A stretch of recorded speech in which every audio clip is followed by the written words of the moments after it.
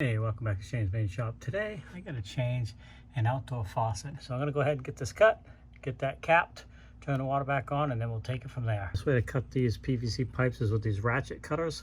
You can use the non-ratchet kind, they work pretty good too, but I like these. So you want it, and then just crank it down, and then it'll cut. Okay, got that cut off, and I just slid a shark bite valve on there real quick and shut that off. So now we can go ahead and turn the water back onto the house and then work on this over here. Taking this fitting off right here, and then we can go outside and take the spigot out and get ready to install a new one. So yeah, I got this off. So normally if you would have known the exact length of yours and you order the exact same length, you should be able to just screw it right back in. All right, so my new one is quite a bit longer. So I might have to cut that other pipe back even further. Now make sure you don't forget to put your spacer back in. Screw that in place there, and then we'll go downstairs and take a look and see what we got. It looks like we're gonna have a space. I cut this back. We're gonna go ahead and slide that in, and then we'll be able to screw it onto here.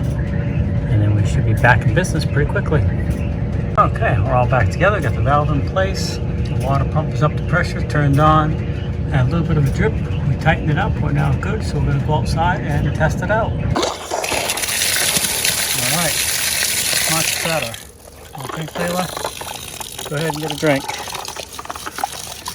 So Layla's happy with it. It's working good. That's what we needed. All right, well, I hope you like this video. Please comment, subscribe, come back often for more videos. Have a great day, and we'll see you in the next one.